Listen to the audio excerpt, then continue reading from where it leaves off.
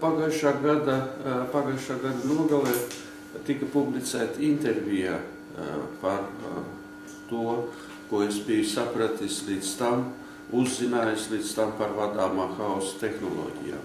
Šī tēma priekš manis ir jauna, kaut gan pamatā es esmu arī vadāmā hausa tehnoloģiju pielietošanas līdzdalībnieks un laika biedrs, tikai nepievēršot tam tādu uzmanību, kāda tika pievērsta pēc 20 un vairāk gadiem. Šodien es gribu pacensties parunāt par to, ko es esmu uzzinājis un galvenais sapratis pēc intervijas publicēšanas. Tomēr mūsu pasta kastītē mēs ievietojām gan prezentāciju, gan arī interviju. Kas mani visvairāk interesē saistībā ar vadāmā hausa tehnoloģiju pielietošanu? Protams, ka man visvairāk interesē tie jautājumi, kuros es orientējos un kuri ir aktuāli man vispār. Un pirmkārt un galvenokārt, protams, tas ir saistīts ar vadāmā hausa lomu vispār mūsdienu kultūras, mūsdienu pasaules civilizācijas kopējā attīstībā, tās galvenajos trendos un tā tālāk. Pirmkārt un galvenokārt man, protams, interesē, kā vadāmā hausa tehnoloģijas ir jāsaista ar to, kas ir galvenais, kas virza cilvēces dzīvi, atsevišķu tautu dzīvi, atsevišķu valstu dzīvi. Proti, man interesēja, kā vadāmā hausa tehnoloģijas ir saistīts ar demografisko imperatīvu, pēc tam, protams, ar kultūras determinismu, par ko mēs runāsim plašāk pēdējā 9. lekcijā, kā tas viss ir veidojies.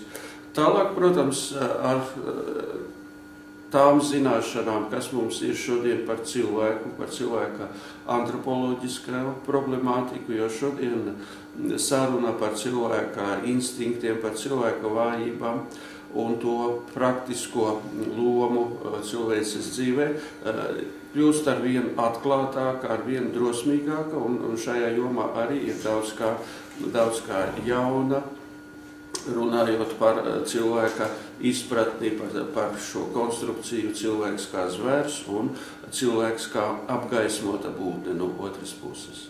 Tālāk es sapratu, ka vadāmā hausa tehnoloģija ir jāsaista arī ar to trendu, to tendenci mūsdienu pasaulē, kas ir sastopama zinātnē, konkrēti historiogrāfijā, jeb vēl precīzāk historiogrāfiski kulturoloģiskajos meklējumos, jo šī klasifikācija pastāv, viņa ir diezgan stabila, un šodien viņa arī mainās, jo cilvēces attīstībā parādās jauns etaps. Ja līdz šim tādi etapi bija 3 galvenokārt, tātad tā ir mežonība, barbarisms, kurā cilvēks ir mazliet labāks nekā mežonis, bet kultūra, vēl garīgā kultūra vēl nepastāv.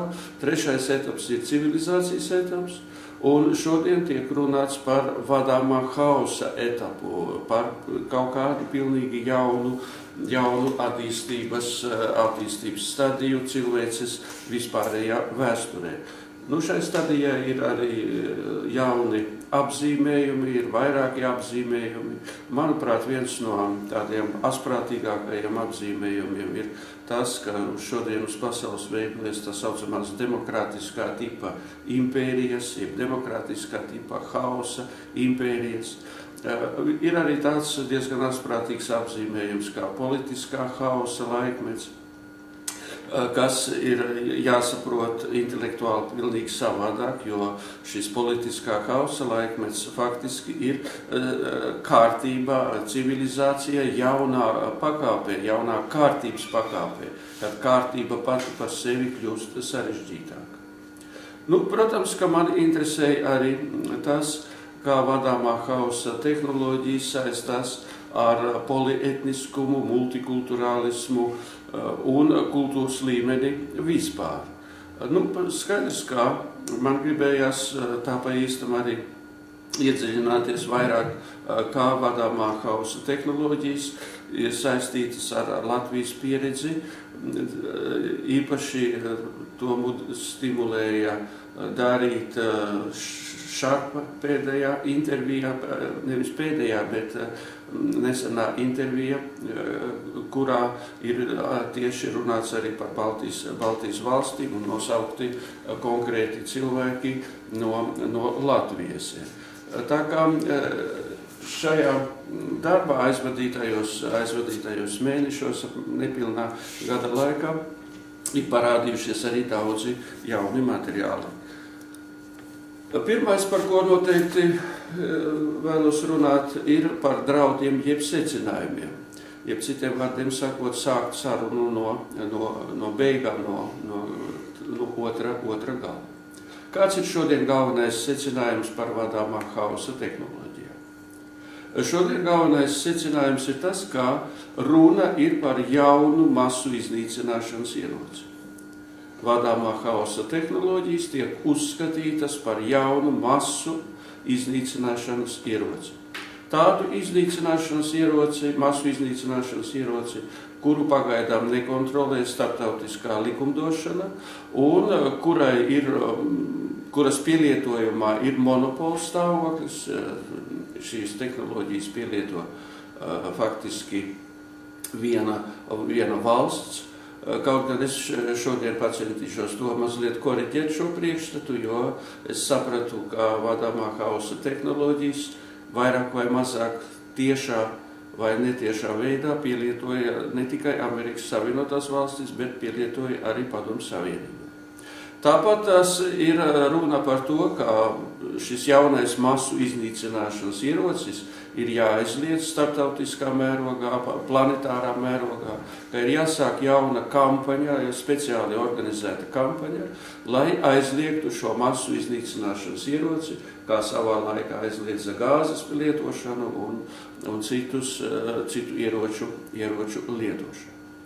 Ko var secināt no šīs pamat atziņas, proti no tā, ka runa ir par jaunu masu iznīcināšanas ieroci?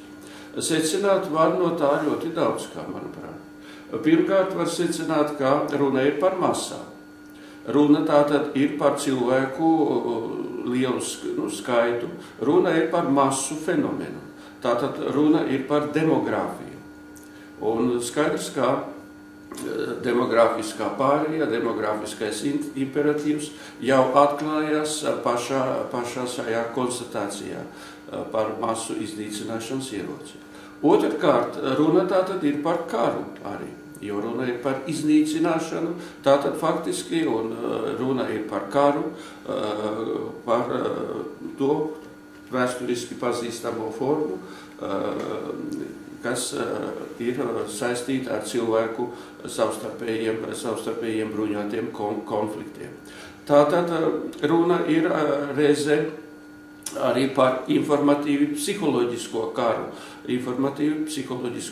jo šeit runa šajā konstatējumā nav par karsto ieroču pielietošanu, šeit runa ir par mīkstā spēka pielietošanu. Tātad runa ir par jaunu kara tipu vispār. Un tas mums paver iespēju ieskatīties kara teorijā, tās jaunākajās atziņās pēdējā laikā, īpaši pēc Otrā pasaules kara. Tātad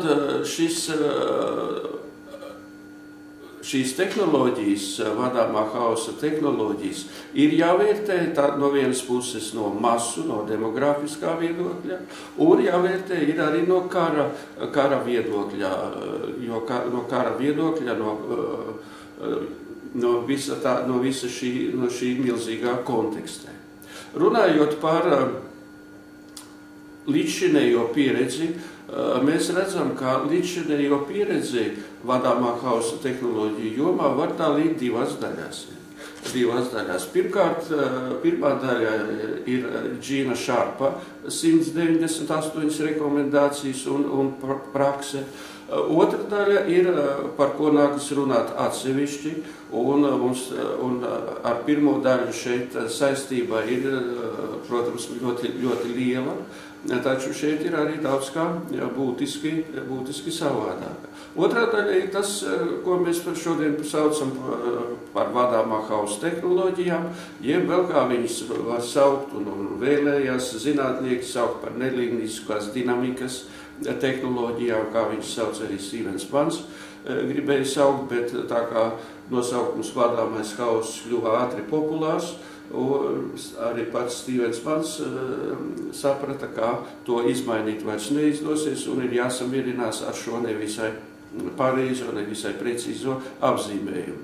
Un apzīmējumu nelīniskās dinamikas tehnoloģijas var izmantot un izmanto, bet tautā sabiedrībā populārāks kļūst un ir kļuvis apzīmējums vadāmā hausa tehnoloģijas. Kas vēl ir noteikti jāņem vērā? Jāņem vērā ir tas, ka nelīniskās dinamikas, ja vadāmā hausa tehnoloģijas, ir saistītas ar refleksīvo vadīšanu. Un šeit ir, manuprāt, tas būtiskākais, ar ko atšķiras abi šie tehnoloģiskie arsenāli. Tātad Džīna Šarpa rekomendācijas un tā sfēra, tā daļa, kuru mēs varētu saukt par vadāmo hausu, jeb nelīnisko dinamiku. Refleksīvās vadīšanas klātbūtnē nelīniskās dinamikas tehnoloģijās, protams, rada šo specifisko atšķirību. Tālāk, kas vēl ir interesanti, ņemot vērā galveno secinājumu par tikšanos ar jaunu masu iznīcināšanas ieroci. Interesanti ir tas, ka vadāmā hausa tehnoloģija pielietošana tiek saistīta arī ar valstu nacionālās drošības jautājumu. Valstu nacionālās drošības doktrīnā, valstu nacionālās drošības kontekstā tiek runāts par vadāmā hausa tehnoloģiju. Tātad no militārā viedokļa tiek apskatīta šī problemātika. Lai saprastu, kas ir noticis un kā vadāmā hausa tehnoloģijas iekļaujas gan masu fenomenu diskursā, gan nelīniskās dinamikas, Šarpa rekomendāciju kontekstā, noteikti, manuprāt, vajag iedziļināties kara teorijā, kas ir mainījies 20. gadsimta otrajā pusē kara teorijā. Kā ir izmainījusies attieksme pret karu. Jo tas, kā mēs redzēsim vēlāk, ļoti daudz kā palīdz saprast. Mēs ļoti labi zinām, ka atombumbu izgudrošana izmainīja iespējas karot, vest vispār karus. Un atomieroču klātbūtne ir tas garants, kas ir līdz šim nodrošinājusi izvairīšanos no liela mēroga kariem. Ir bijuši lokāli kari ar atomieroču nepielietošanu. Lokāli kari ir bijuši daudz pēc Hirosimas un Nagasaki atombumbu pielietošanas, taču atomieroči nav pielietoti. Kas vēl ir svarīgi? Karš ir mācībā faktiski citiem. Kara teorija parasti uzskata, ka kara galvenais mērķis ir ne tik daudz bijis līdz cilvēces vēsturē nogalināt, kā iebiedēt cilvēkus, iebiedēt pretinieku, vairs neuzbrukt kādam vai pakļauties. Tātad galvenais agrāk vienmēr bija tas, ka pietika nogalināt tik daudz cilvēkus, lai pretinieks psiholoģiski izdarītu attiecīgos secinājumus un psiholoģiski padotos. Kara teorijā tam tiek pievērsta ļoti liela nozīme. Jo agrāk uzvaru izcīnīja tas, kura pretinieks psiholoģiski padevās, atzina tīri garīgi, mentālā līmenī savu zaudējumu un samierinājās psiholoģiski. Un, kā teikt, šis nogalināto cilvēku skaits, šī nepieciešamība nogalināt zinām cilvēku skaitu, tika vērtēta no šīs padošanās tīri psiholoģiskajā ziņā. Kas ir noticis pēc Otrā pasaules kara? Pēc Otrā pasaules kara tie cilvēki, kuri ir speciālisti, kuri ir izanalizējuši visus vairāk vai mazāk lokālos militāros konfliktus, ir secinājuši, ka šajos konfliktos nekad nav uzvarējis spēcīgākais. Tīri, kā teikt, fiziski, statistiski. Nekad nav uzvarējusi tīri potenciāli spēcīgākā valsts, kurai ir ievērojami lielāks militārais, ekonomiskais potenciāls, cilvēku resursi ir daudz lielāks. Visos šajos militārajos konfliktos 20. gadsimta otrajā pusē līdz pat šodienai nekad nav uzvarējis spēcīgākais. Ja arī uzvara ir bijusi, tad tā faktiski ir bijusi formāla. Pārdomas par šo jauno stāvokli, kad karā nav izdevies psiholoģiski uzvarēt faktiski spēcīgākam nevienu savu pretinieku, šīs pārdomas noteikti ir jāsaista ar to, ko mēs saucam par masu iznīcināšanu.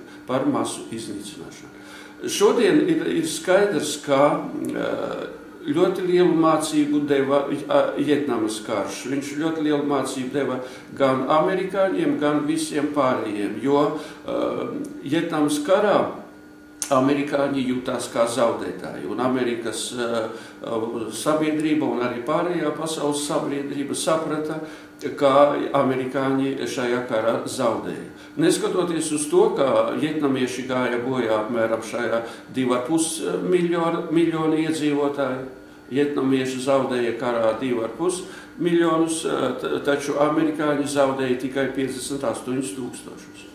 2,5 miljoni un 58 tūkstoši. Neskatoties uz to, amerikāņi jutās kā zaudētāji un visi to ļoti labi saprata. Un tajā skaitā arī vietnamieši saprata, ka viņi ir uzvarējuši pamatā, kaut gan cieta milzīgus zaudējumus. Kāds ir secinājums šajā ziņā, ņemot vērā šo pieredzi kara jomā? Ir pilnīgi skaidrs, ka masu nevar uzvarēt tūlīt, un ja lielu cilvēku masu nevar uzvarēt tūlīt, tad uzvar tā armija, kura uzbrūk, faktiski demoralizējās un nav spējīga karu uzvarēt. Tas ir viens no secinājumiem, ka tiem, kas uzbrūk kādam, viņiem ir jāuzvar ļoti ātri un citādi faktiski viņi cietīs zaudējumi. Ja karš ilgst, tad tie, kuri principā ir spēcīgāki, noteikti būs zaudētāji. Otrs secinājums ir tas, ka ka kļūst ar vien vairāk nepieciešams iznīcināt lielu iedzīvotāju skaitu. Pieaugot planētas iedzīvotāju skaitam, automātiski kļūst skaidrs, kā, lai uzsākot militāru konfliktu, ka būs jāiznīcina noteikti daudz lielāks iedzīvotāju skaits karā, nekā tas bija 19. gadsimtā, 18. gadsimtā, nekā tas bija pirms šīs demografiskās pārējas. Jo demografiskā pārējā automātiski atsaucas uz kara problemātiku. Tajā ziņā, ka uzsākot karu, kā jau es teicu, būs jāiznīcina ļoti liels iedzīvotāju skaits. Kas vēl ir skaidrs, ka jaunajos apstākļos, demografiskās pārējas apstākļos, pretinieks būs masveidīgi daudz lielāks nekā iepriekšējos karos cilvēces vēsturē. jo šis masveidīgums pieaug, jo pieaugot planētas iedzīvotāju skaitam, pieaug, protams, arī šis masveidīgums. Kas vēl tiek secināts šajā gadījumā? Tiek secināts tas, ka, un arī Vietnams karš to parādīja, ka karš principā ir pārvērties par psiholoģisku parādību. Un ņemot vērā pasaules attīstību kopumā, šodien, īpaši globalizācijas apstākļos, kad katrā kultūra cenšas saglabāt savu identitāti, un tā ir tāda zināma veida likumsakarība, jo vairāk pieaug planētas iedzīvotāju skaits, jo lielāka ir pašaizsardzības tendence. Proti cenšanās saglabāt savu identitāti, saglabāt savu kultūras identitāti. Un tas savukārt norāda, ka, lai uzvarētu karā, vajadzēs iznīcināt 100% visus pretiniekus. Un to pierāda arī kara rezultāti šodien, teiksim, lai uzvarētu Afganistānā, lai uzvarētu Irakā, amerikāņiem principā vajag iznīcināt 100% visus iedzīvotājus. Un tas stimulē radīt jaunu kara tehnoloģiju, radīt jaunu pieeju un šajā gadījumā radīt un attīstīt, pilnveidot šo vadāmā hausa tehnoloģiju. Visu šo arsenālu, kas ir saistīts ar vienā vārdā ar vadāmo hausu, jo kļūst skaidrs, ka cilvēkus var pieveikt ne tikai ar karstajiem ieročiem, cilvēkus var pakļaut arī ar psiholoģiskajiem ieročiem. Jo tas arī ir saistīts ar demogrāfiju, jo lielāka masa, visas, kā teikt, parādības kļūst masveidīgākas, teiksim, pretinieka, visa dzīve, visa kultūra ir masveidīga, jo vairāk efektīvāka kļūst manipulācijas iespēja ar cilvēku apzīvi. Otrais ir, par ko nākas domāt, ir Džina Šarpa ieguldījums. Pirmkārt un galvenokārt gribas teikt, ka intervijā, kur tika publicēta 23. februārī šogad, Džins Šarps ar lepnumu saka, ka viņa tehnoloģija vislabākos panākumus ir guvusi Baltijas valstīs. Tas acīm redzot, mums pavisam nepatīkami ir dzirdēt, jo pirms, kad teikt, Latvijā, Igaunija, Baltija tiek uzskatīta par šo vadāmā hausa tehnoloģiju visefektīvāko rezultātu. Tas, saprotams, kā automātiski liek runāt par mūsu spēju pretoties un par mūsu spēju pārvarēt masu psiholoģiskā kara ieroču iedarbību. Mēs zinām, ka Džina Šarpa tehnoloģijas tika un tiek pielietots arī citur. Tas viss ir labi zināms. Šeit, manuprāt, interesantākais ir tas, ka Džina Šarpa tehnoloģijām, kā es to saprotu, ir cita ģenēze, cita attīstības vēsture un noteikti arī cita specifika, ja tā varētu teikt, kara tehnoloģija attīstībā. Cita radoši kreatīvā izcelsme ir Džina Šarpa tehnoloģija. Kas ir, manuprāt, svarīgi? Manuprāt, svarīgi ir tas, ka Džina Šarpa rekomendāciju izstrādāšanu ir stimulējusi, kā teikt, citi iemesli. Es viņus sauktu par radoši kreatīviem iemesliem. Jeb citiem vārdiem sakot, vēlmi izdomāt kaut ko jaunu attiecīgajā sfērā. Nevis vēsturiski tāda determinēta izcelsme, kad visu nosaka objektīvi apstākļi, šajā gadījumā demogrāfiskais faktors, kultūras pārkārtošanas iespējas un virzība jaunajos demografiskajos apstākļos. Lieta ir tā, ka Džina Šarpa rekomendācijas publicēja jau 1973. gadā.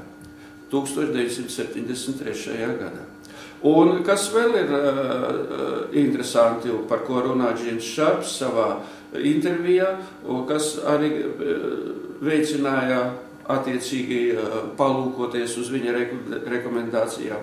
Džins Šarps teica, ka viņš izmantojis ir iepriekšējo pieredzi, un šajā ziņā, ka viņš ir izmantojis Krievu pieredzi šajā jomā, un klausoties to un lasot pēc tam visu to, protams, kā nācās atcerēties, ka tik tiešām tā tas varētu būt, jo saistībā ar 1905. Gada revolūciju un arī ar citiem notikumiem, īpaši ar anarchistu darbību, no literatūras bija jau sen zināms, kā pastāv noteiktas konkrētas rekomendācijas, kā anarchistiem uzvesties, kā viņiem tīri tehnoloģiski darboties. Es paskatījos speciāli vēlreiz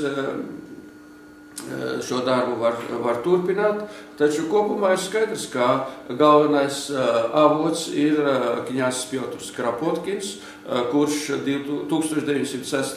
Gadā konkrēti runā vienā no saviem darbiem par to, kā organizēt teroru, kas ir terors, kā rīkoties konkrēti terora gadījumos. Viņam ir raksts об актах личного и коллективного террора 2006. Gadā. Un viņam ir arī citi raksti, kurām ir noteikti rekomendējoši raksturs. Tā kā es savā laikā diezgan plaši interesējos par 1905. Gada notikumiem Latvijā, es, protams, atceros, ka šo notikumu kontekstā revolucionāri arī izmantoja anarchistu tehnoloģijas, un no kurām noteikti ir smēlies iedvesmu, un arī ne tikai iedvesmu, bet arī konkrētus ierosinājumus Džins Šarps. Vēl, protams, ir jārunā un noteikti var analizēt Bakuņina darbu sakarā, jo arī Bakuņins ir izstrādājis veselu rindu, kā teikt, dažādu padomu tajā procesā, ko viņš sauc par sacelšanos pret citu intelektuālo kultūru.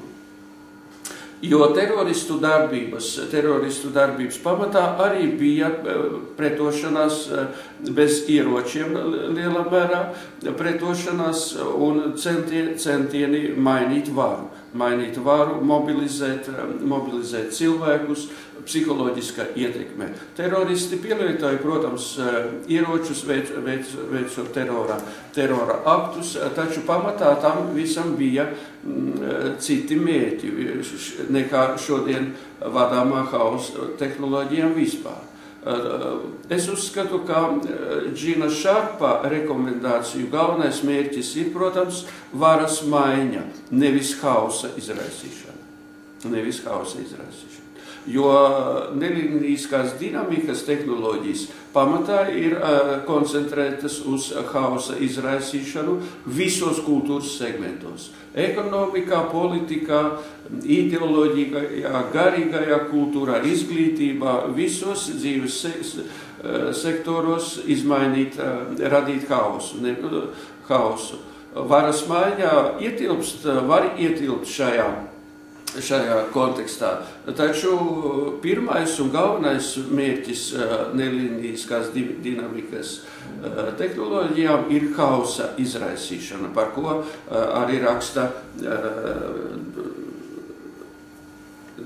Stevens Mans. Starp citu, Stevens Mans savos abos tekstos Šarpu principā nemaz nepievīja. Šarpā patos arī intervijā, un var just, ka tas ir bijis, ka teikt, viņa dzīves galvenais patos, viņa radošās darbības galvenais patos. Es domāju, ka tas ir tāds tipisks kabineta zinātnieks, kuram ir interesējusi šī sfēra, šo rekomendāciju izstrādāšanu. Viņu izmantoja valdība un konkrētas valstis izmantoja, tas viss ir saprotams, un tam visam bija arī tā jānotiek. Taču Šarpā patos galvenokārt ir likvidēt diktatūru bez lieliem zaudējumiem. Likvidēt diktatūru, kā viņš pats raksta, diktatoriskos režīmus un tā tālāk. Kāpēc viņš ir aktuāls šodien?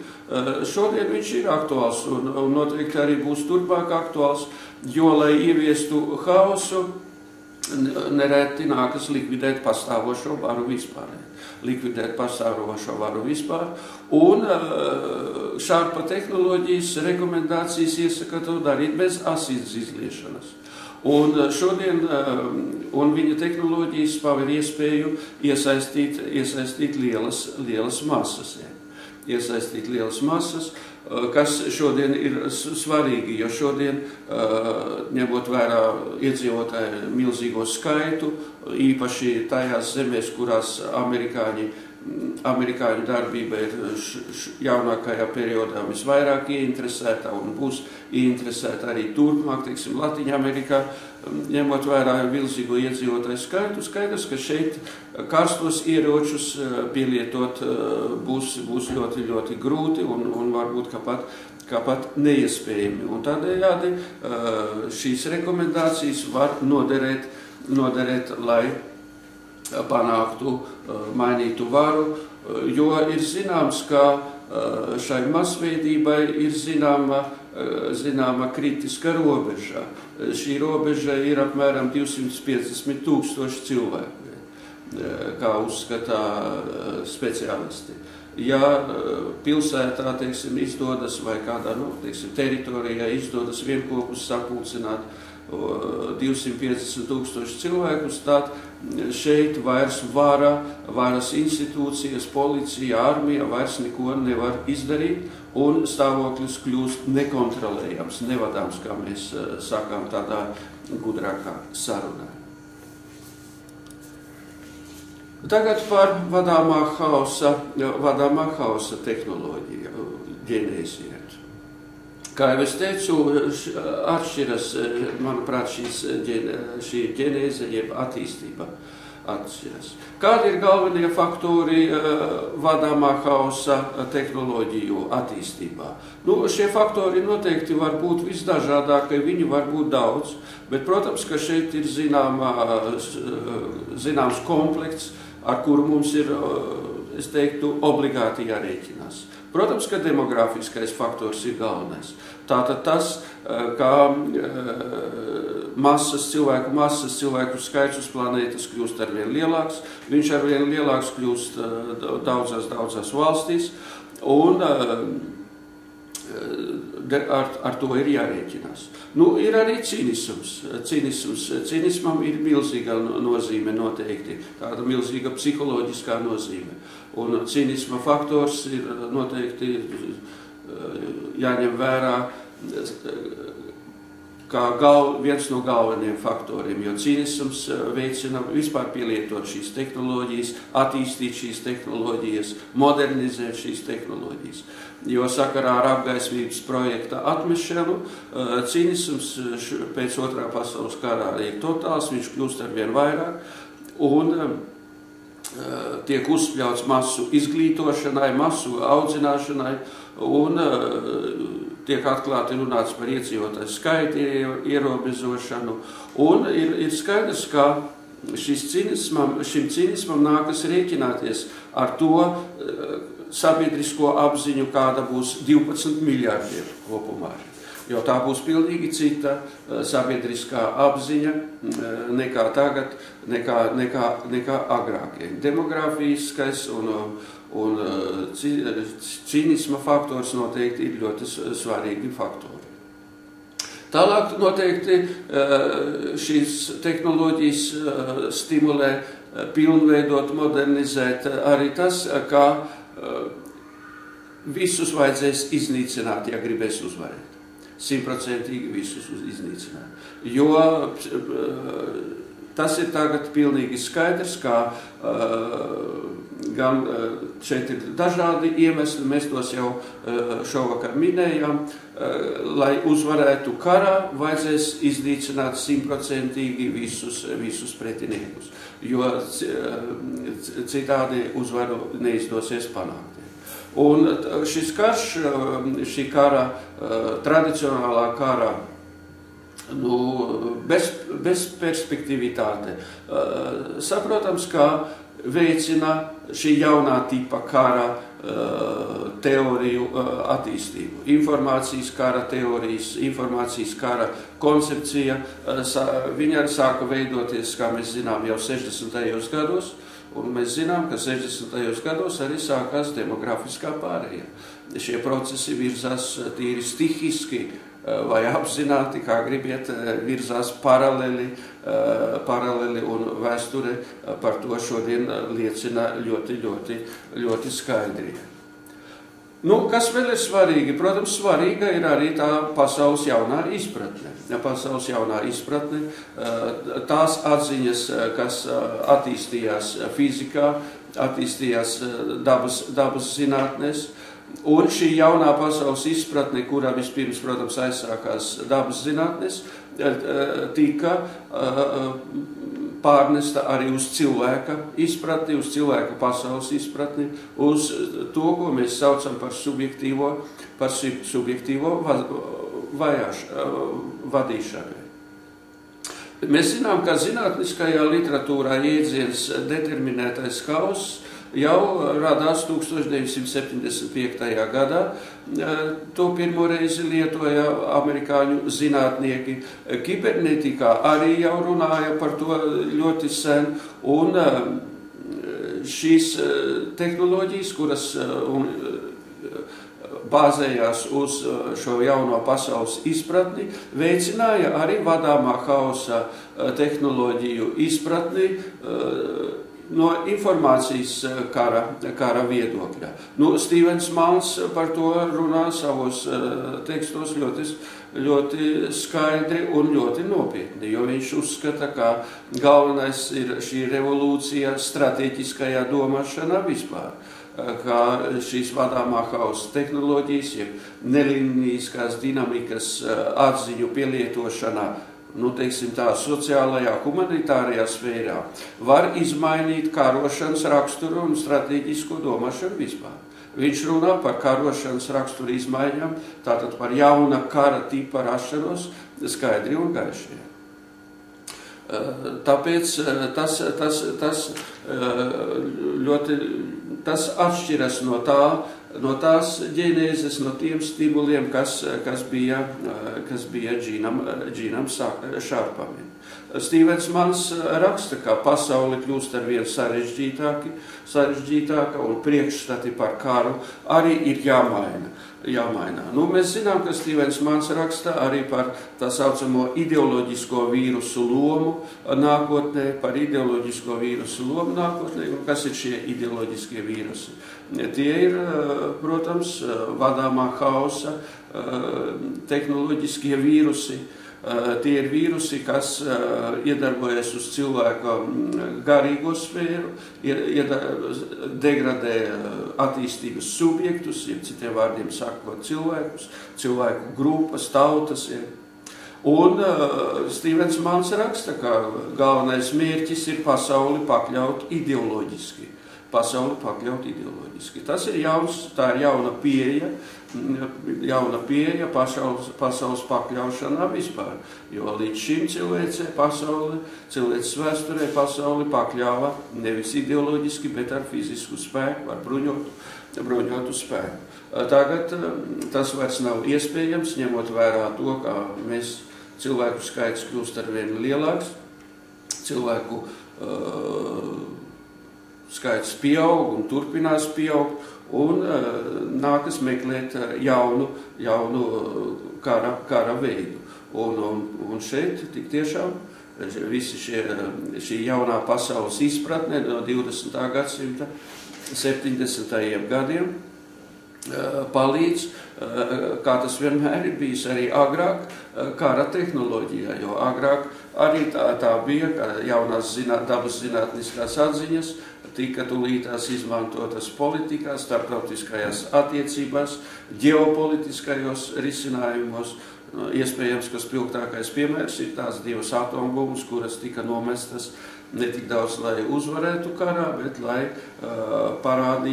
radītu psiholoģisko efektu. Refleksīvā vadīšana iegūst pilnīgi jaunu jēgu. Ģeopolitiskās ambīcijas 20. gadsimtā arī ir samērā jauna parādība cilvēces vēsturē. Un šīs ģeopolitiskās ambīcijas izvēršas arvien plašāk mūsdienās. Ja agrāk šīs ģeopolitiskās ambīcijas vispār saprata un par viņām runāja tikai dažas valstis uz planētas ar Vāciju, Lielbritāniju priekšgalā, amerikāņi arī tikai par ģeopolitiku kaut ko sāka saprast pēc Otrā pasaules kara tā īsti. Padomju Savienībā atklāti teica un atzina, ka viņa nekad no ģeopolitikas nekā nesaprata un vispār nezināja, kas tas tāds ir, kas tā ir ģeopolitika.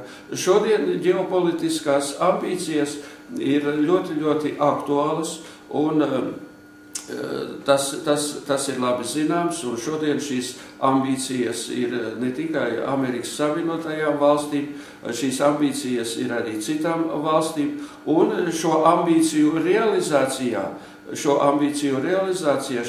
šie garīgie ieroči, šie mentālie ieroči, dažādas mentālās tehnoloģijas ar vadāmā hausa tehnoloģijām priekšplānā kļūst ļoti svarīgas un varbūt ka pat izšķirošais spēks savu ģeopolitisko interešu realizācijā.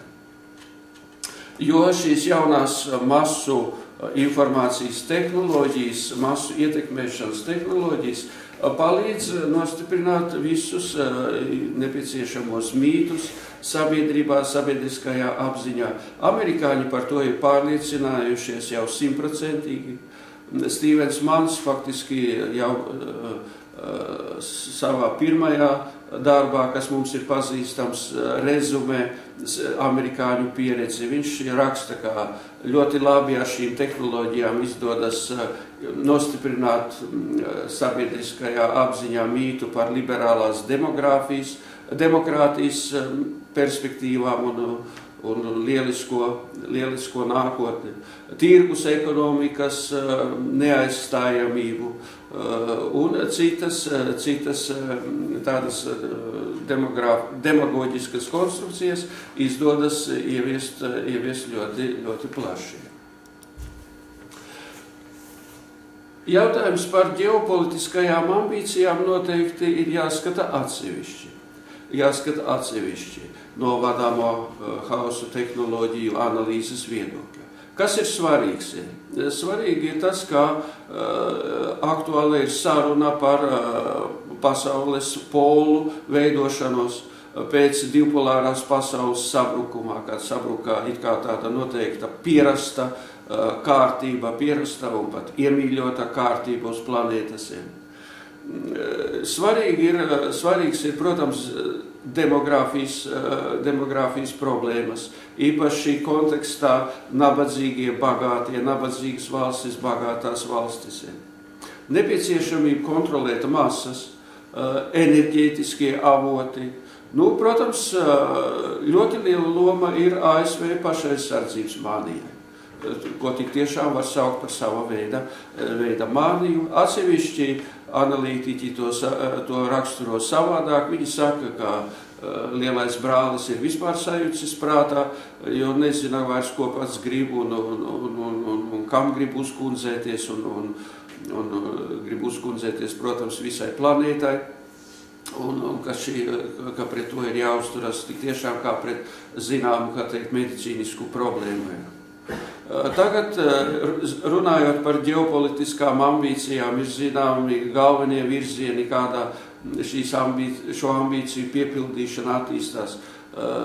Piemēram, Āfrikas iekarošana, pakļaušana, kurās sacenšas tagad amerikāņi ar ķīniešiem, jo Āfrikas dabas resursi ir ļoti, ļoti nozīmīgi, un viņi noteikti arī būs nozīmīgi. Ir zināms, kādās jomās Āfrika ieņem pirmo vietu savu bagātību ziņā, rūdu un dažādu boksītu, zelta un tālāk kobalta. Man te ir vesels saraksts, kādās jomās Āfrikas dabas bagātībām ir milzīga planetāra nozīmē. Nafta tāpatās Nafta ir ļoti svarīgs tāds avots, Āfrikai ir ļoti svarīgs avots gan amerikāņiem, gan Eiropas Savienībai, gan Ķīnai. Ģeopolitiskās ambīcijas praktiski šodien saskaras arī ar to, ko varētu saukt par demografisko spirāli vispār. Jo Ķīnā dzīvo šodien jau 20% no planētas iedzīvotājiem. Šis procents kļūs arvien lielāks, un ķīnieši iepērk zemes Āfrikā, iepērk zemes arī Āzijā, iepērk zemes arī citās vietās, iepērk zemes miljoniem hektāru, audzē pārtiks produktus saviem iedzīvotājiem. Viss tas atsaucās, protams, savā veidā uz vadāmo hausa tehnoloģiju praktisko jēgu, praktiskajām perspektīvām vispār. Ir informācija, ka tiek gatavota jauna tāda ofensīva Latviņamerikā, un Latviņamerikā oranžās revolūcijas sāksies nākamajā vai tikai 2014. gadā. Šodien ir zināms, ka amerikāņi ļoti intensīvi gatavo augsni vadāmā hausa tehnoloģiju tādā masveidīgā realizācijā Venecuēlā, Ekvadorā, Bolīvijā, Nikaragvā, kur šīs krāsainās revolūcijas tiek pašlaik gatavotas. Par krāsaino revolūciju, protams, mēs esam lietas kursā arī šeit kaimiņu valstī, un arī tur šajā teritorijā nav pasaules lielākajā valstī, nav zināms, kā tas viss izvērtīsies. Tam es speciāli negribu pievērsties šovakar, jo, manuprāt, tā ir atsevišķa tēma, tā neietilpst mūsu lekciju ciklā. Kaut gan noteikti ļoti lielā mērā tas, ko izprot krievu kolēģi, palīdz arī šeit, vismaz man palīdz izprast no attiecīgās tematikas. Ko es gribu piebilst, atgādināt? Atgādināt gribu Bzežinska vārdus, kurš jau pirms kāda laika jau teica, ka ASV nākotne būs būvēta uz Krievijas drupām. Pašlaik, protams, kā viss notiek, lai Krieviju sašķaidītu nelielās gņazistēs. Kādi ir galvenie secinājumi par šīm ģeopolitiskajām ambīcijām? Pirmais secinājums ir, protams, ka 20. gadsimts bija ģeopolitiskā kara laikmets, un šis laikmets turpinās arī mūsu gadsimtā. Ģeopolitiskā kara laikmets turpinās arī 21. gadsimtā. Tas ir pilnīgi skaidrs.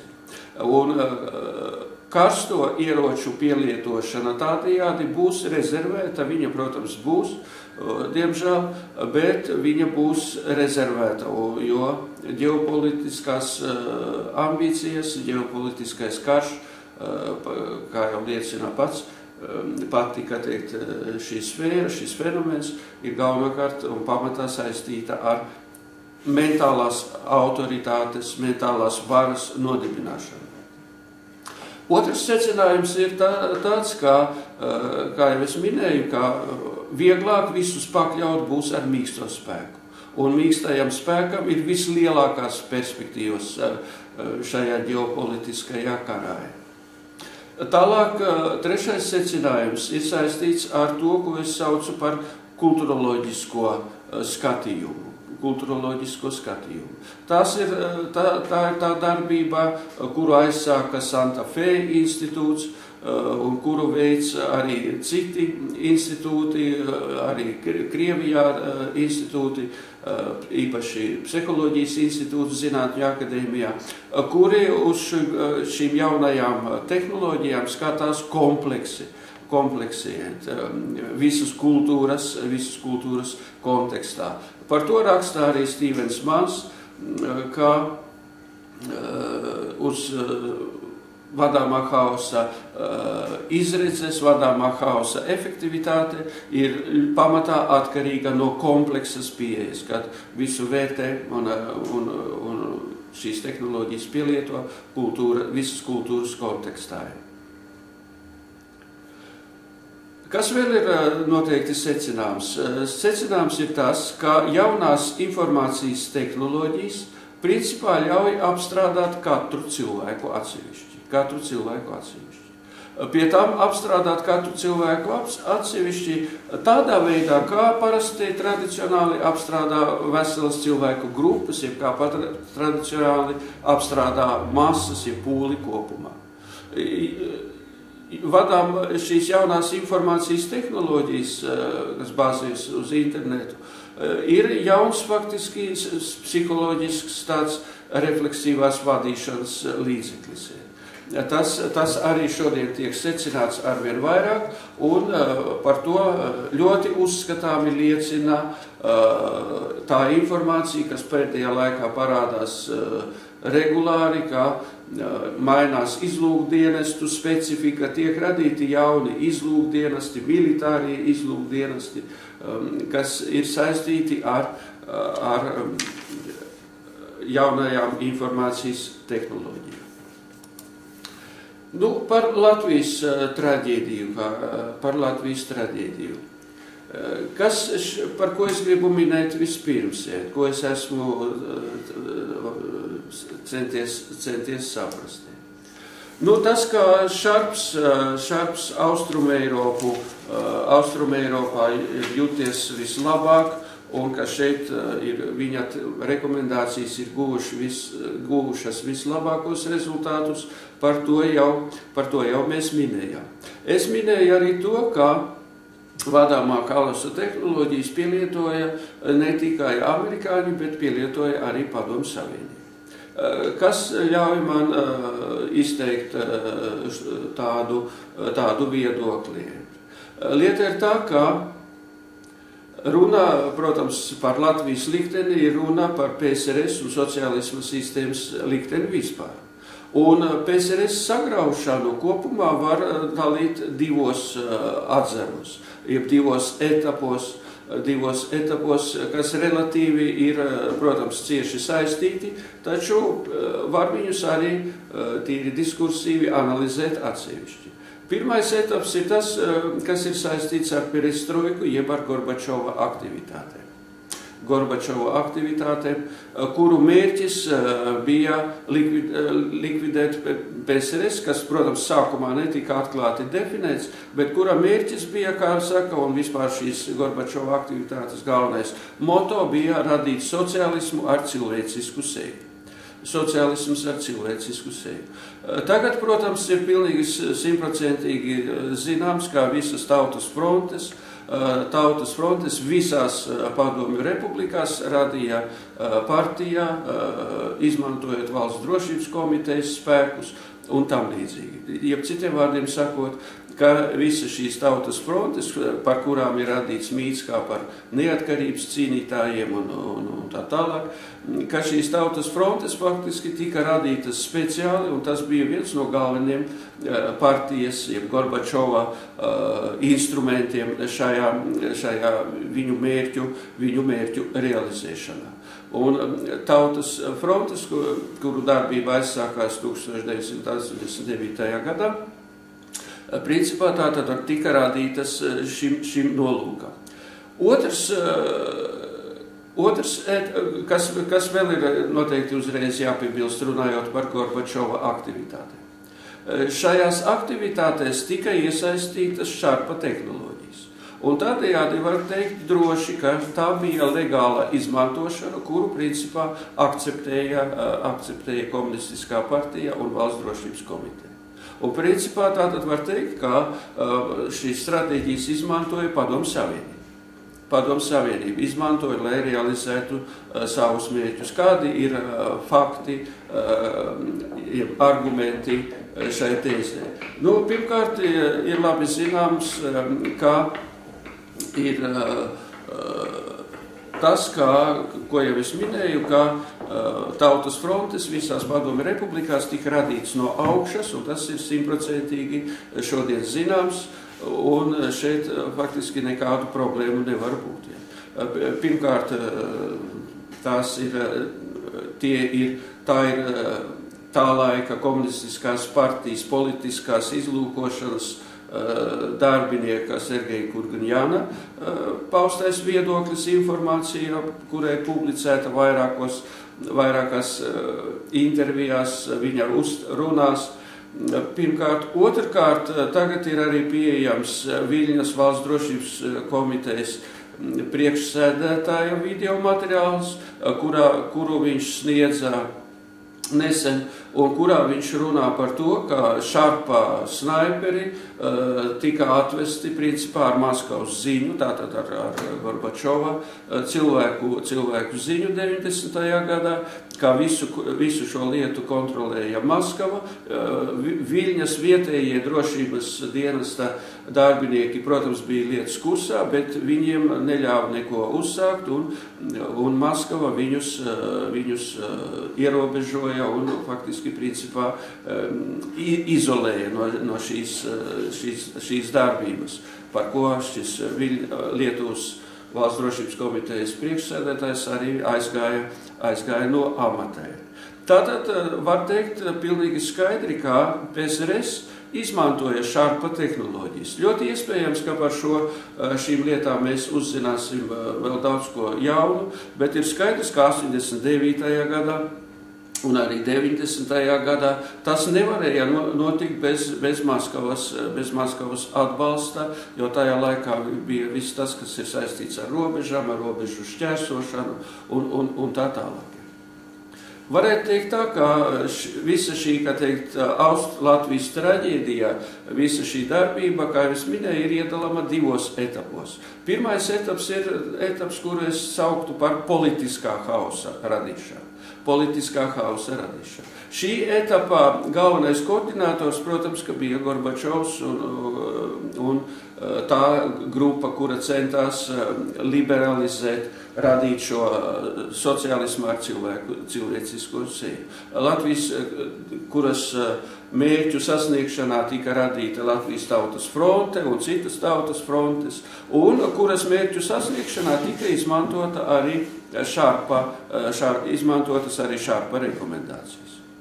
Tātad es uzskatu, ka tas viss notika apzināti, speciāli, jo padomju cilvēki noteikti saprata, ka šīs Šarpa rekomendācijas noteikti kaut ko var dot, un viņas tik tiešām arī daudz ko varēja dot.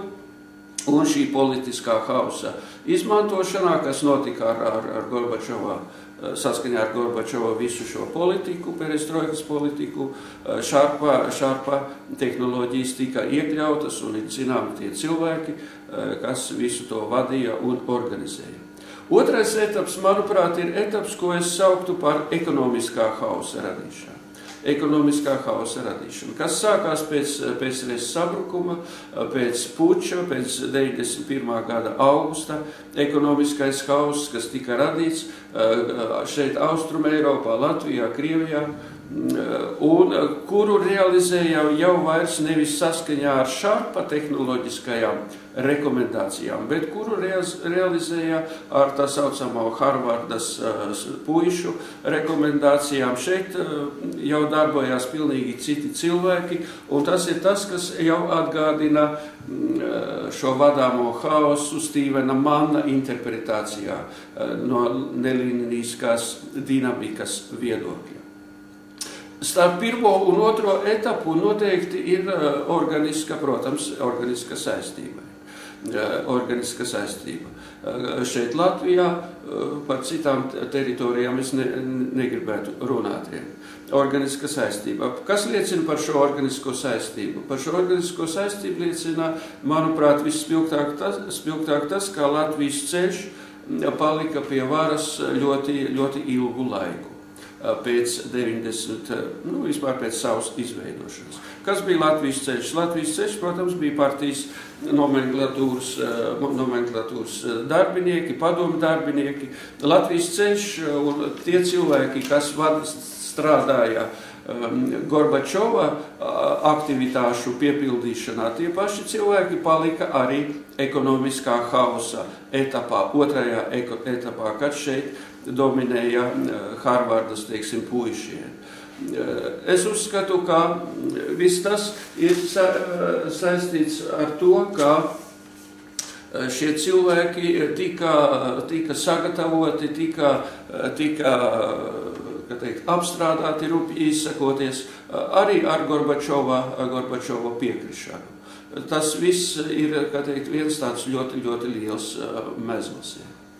Runājot par Latvijas traģēdiju, manuprāt, ir jārunā par vairākām lietām, kuru sekas mēs izjūtam arī šodien, un kuru sekas noteikti izjutīsim vēl ļoti, ļoti ilgi.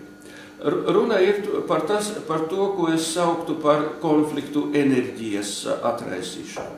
Jo viss tas, kas notika kopš 89. gada, abi šie etapi, gan politiskais hauss, gan ekonomiskais hauss, bāzējās uz konflikta enerģijas atraisīšanu.